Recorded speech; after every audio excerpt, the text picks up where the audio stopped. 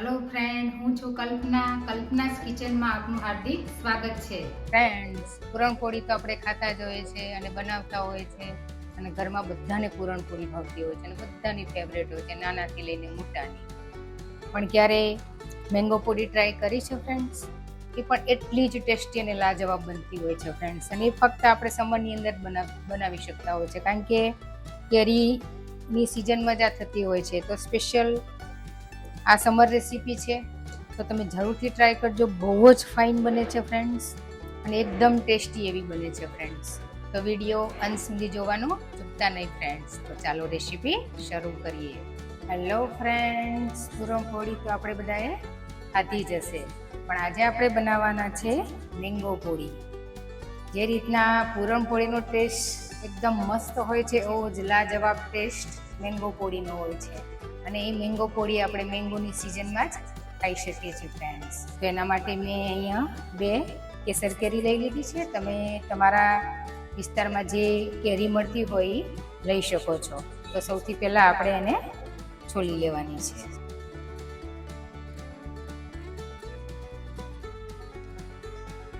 કેરીને અમે છીલકા ઉતારી લીધા છે. હવે એને આપણે પીસ પાડી દઈએ.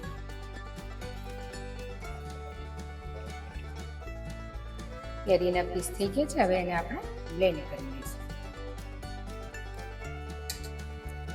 આપણો પલ્પ છે રેડી થઈ ગયો છે. પીસીએ ત્યારે પાણી છે એ બિલકુલ એડ નથી કરવાનું. હવે આપણે મેંગો પોળી માટે લોટ બાંધી લઈશું.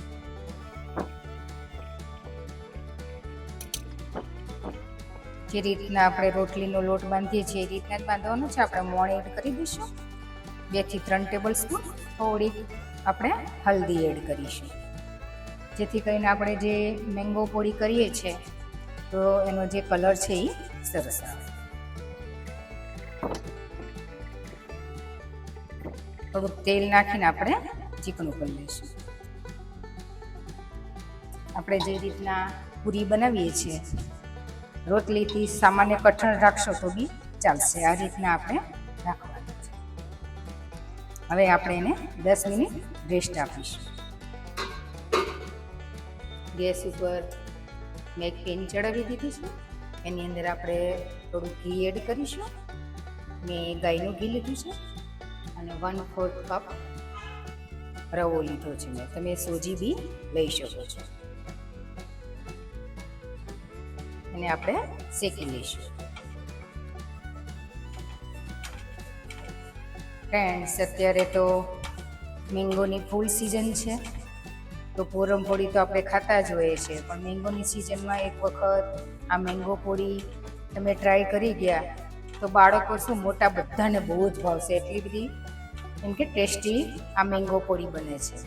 હવે આપણો જે રવો છે એ શેકાઈ ગયો છે. હવે એની અંદર આપણે જે આ મેંગોનો પલ્પ છે એ આપણે એડ કરી દઈશું.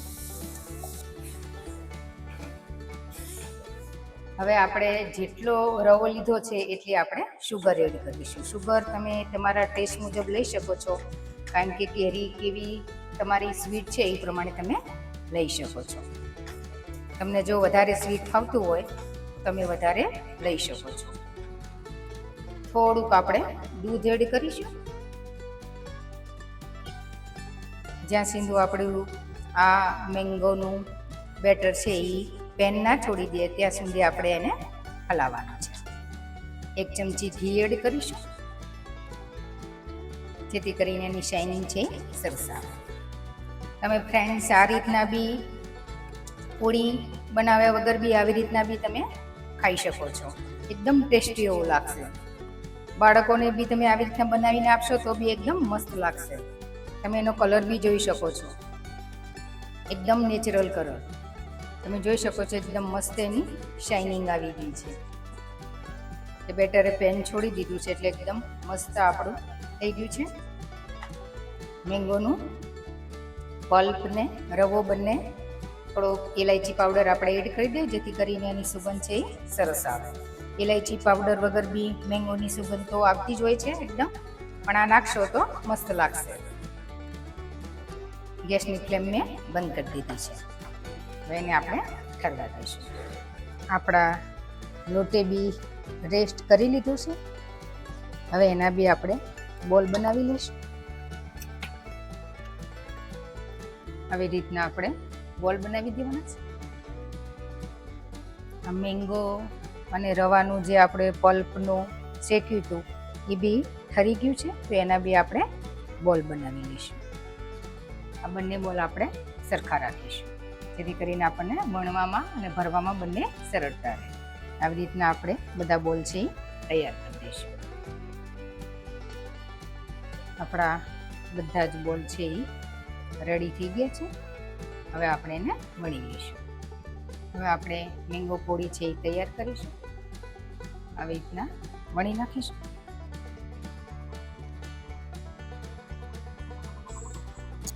અને આ વચ્ચે આપણે રાખી દઈશું અને આવી રીતના પ્લેટ્સ પાડતા જઈશું.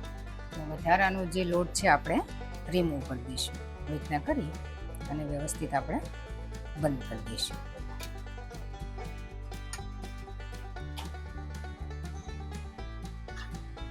ઘીમાં આપણે શેકી લઈશું. કે ઘીમાં છે એ મેંગો પોળી બહુ જ સરસ લાગે છે. જે રીતના આપણે પૂરણપોળી કરતા હોય ને ઘીમાં કરતા હોય ને જે ટેસ્ટ આવે છે એ રીતના જ આ મસ્ત ટેસ્ટી એવી બનશે.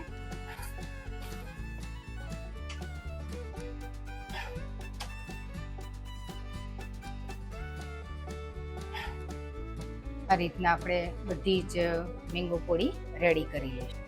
તમને આ રીતના ફાવે તો આ રીતના બી તમે કરી શકો છો.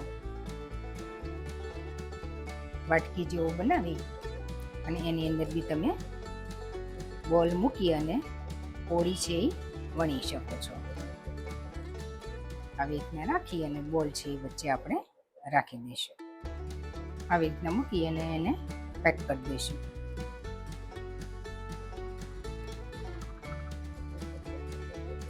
વણી લઈશું.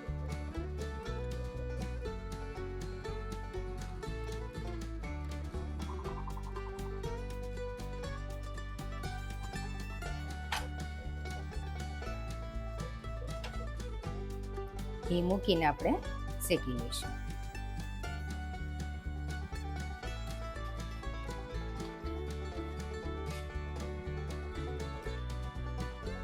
હેલો ફ્રેન્ડ્સ, આપણી ટેસ્ટી અને લાજવાબ એવી મેંગો પોળી રેડી થઈ ગઈ છે ફ્રેન્ડ્સ. અને જો તમે રસથી હવે કંટાળી ગયા હોય, આમ તો બધાને ભાવતો જ હોય પણ ઘણા લોકોને ન ભાવતો હોય, તો એક વખત આ મેંગો પોળી ટ્રાય કરવા જેવી છે ફ્રેન્ડ્સ. તમે જોઈ શકો છો અંદરનું પૂરણ એકદમ મસ્ત ભરાઈને રેડી થઈ ગયું છે અને ટેસ્ટ પણ એટલો જ મસ્ત આવે છે કેરીનું અંદર, અને તમને ખબર બી નહીં પડે. અને તમે નાસ્તામાં બી બનાવી શકો છો, બહાર જાઓ તો બી તમે લઈ જઈ શકો છો. એટલી ટેસ્ટી મસ્ત લાગે છે, સબ્જી સાથે, દહીં સાથે, અથાણા સાથે એટલી મસ્ત લાગે છે. તો જરૂરથી ટ્રાય કરજો ફ્રેન્ડ્સ, બહુ જ ફાઇન લાગે છે. તો તમને આ રેસીપી ફ્રેન્ડ્સ કેવી લાગી તો જરૂરથી મને કોમેન્ટ સેક્શનમાં જણાવજો. અને જો વિડીયો સારો લાગ્યો હોય ફ્રેન્ડ્સ તો ફ્રેન્ડ્સ અને ફેમિલીમાં જરૂરથી શેર કરજો. તો મળીએ આવા જ અવનવા વિડીયો સાથે. તો બધા તમને જય શ્રી કૃષ્ણ, આવજો.